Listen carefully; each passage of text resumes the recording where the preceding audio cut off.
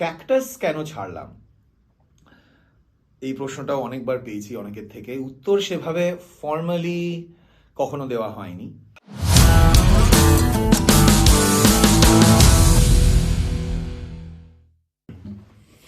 Hello and welcome to another episode of the Shayok Banerjee story.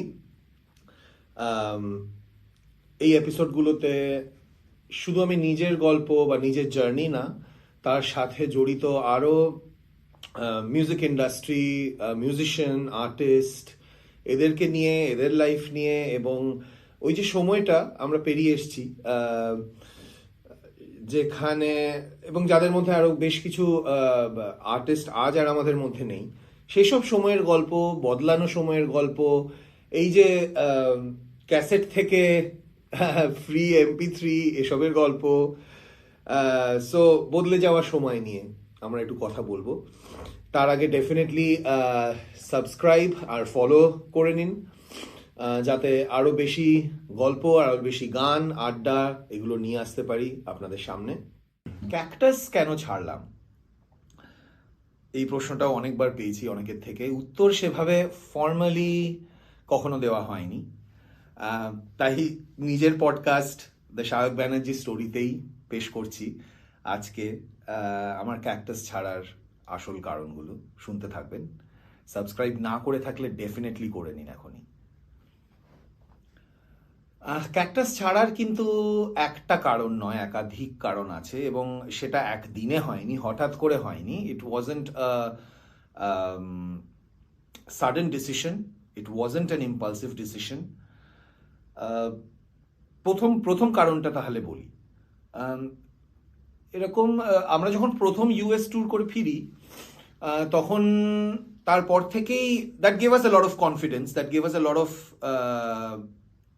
Believe যে মানে দেশের বাইরে গিয়েও আমরা সাকসেসফুলি শো করে আসতে পারছি এবং সেখানে মানুষকে এন্টারটেইন করতে পারছি, তারাও ভালোবাসা দিচ্ছেন, আবার আনার প্রতিশ্রুতি দিচ্ছেন, এটা জেনে যে হ্যাঁ, ক্যাকটাস এলে শো জমে যাবে। সেরকম জায়গা থেকে আমরা এসে প্ল্যান করি যে যেহেতু আমরা বাংলায় গান গাইছি, সেহেতু এটা মেনে নিতেই হবে যে তার একটা মার্কেট লিমিটেড, এবং সেটাকে যদি এক্সপ্যান্ড করতে হয় তাহলে আমাদের হিন্দিতে গান করা উচিত। এবং আমাদের মাথায় তখন থেকে, মানে সিধুদা ইনিশিয়েট করার পরেই এটা হয়েছে অবশ্য, এবং তার জন্য আমি ডেফিনেটলি ব্যান্ডের সবাই আমরা থ্যাঙ্কফুল, যে লাভ স্টোরিতে, অনুরাগ বাসুর লাভ স্টোরি, সেখানে টাইটেল ট্র্যাক হিসাবে মনের হিন্দি, আমি শুধু চেয়েছি তোমায়ের হিন্দি ইউজ করা হয়, হিন্দি ভার্সন। তার লিরিক্স আমি লিখি এবং আশ্চর্যজনকভাবে প্রথম ড্রাফটটাই অ্যাপ্রুভড হয়ে যায় আর কি, মানে লিরিক্যালি।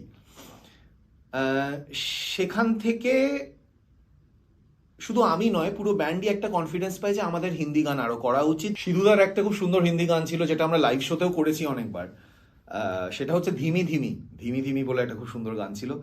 এবং we realized at that point যে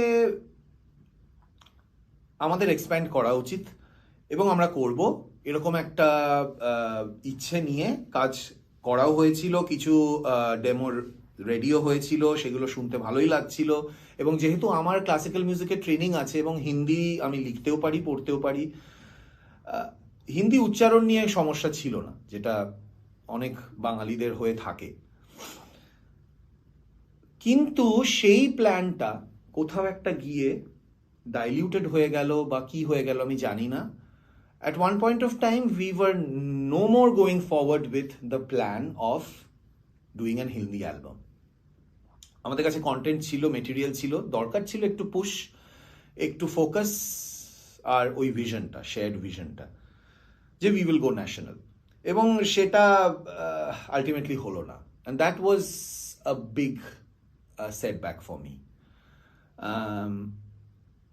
তো that was one of the reasons.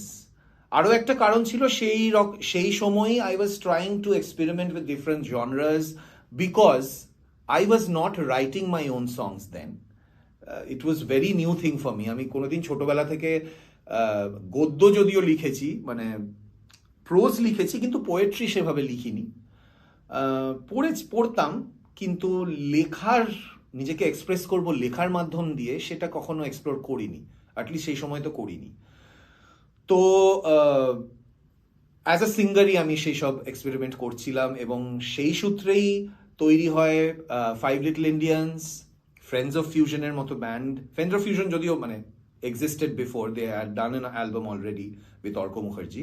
Second অ্যালবামে আমি গিয়েছিলাম, এবং it was a very fun process. It was amazing fun with five little Indians as well. আমরা নিজেদের গান কম্পোজ করতাম, নীল লিখে আনতো ওর গানগুলো, সেগুলো আমরা জ্যাম করতে করতে সেখানে কিভাবে ক্লাসিক্যাল মিউজিক ঢুকতে পারে, বা শুধু ক্লাসিক্যাল মিউজিক না, মানে ক্লাসিক্যাল মিউজিকের যে বিভিন্ন ফর্ম আছে, তারানা আছে, ঠুমরি আছে, দাদরা আছে, খেয়াল আছে, গজল আছে, এই বিভিন্ন ফর্মগুলো কিভাবে ইউজ করা যেতে পারে সেগুলো নিয়ে আমাদের এক্সপেরিমেন্ট চলতো, এবং আমার খুব মজা হচ্ছিল। এবং আই ওয়াজ রিয়েলাইজিং যে আমি তো শুধু টাকা পয়সা ইনকাম করার জন্য, আর্ন করার জন্য মিউজিক করছি না, I am also doing music to get fun out of it, and that had to be there for me to be happy.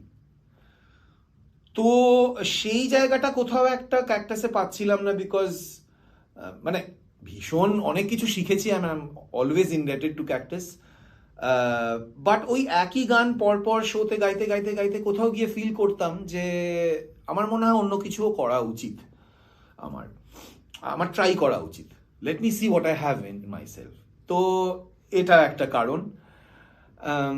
এবং হ্যাঁ, মানে কিছু কারণ, সেগুলো অবশ্য পাবলিকলি এরকমভাবে বলা যাবে না, কিছু পার্সোনাল রিজনসও থাকে, বাট এই দুটো কারণ প্রধান কারণ। এটা আমার মনে হয় আমার কোনোদিনই বলা হয়নি কাউকে, আজকে জানালাম সায়ক ব্যানার্জি স্টোরিতে। আপনাদের ভালো লাগলে ডেফিনেটলি জানান, আর কি কি জানতে চান, আর কোনো গান শুনতে চান কিনা সেগুলো জানান, তবে তার আগে সাবস্ক্রাইব বাটনটা ডেফিনেটলি অন করে দিন। Thank you so much.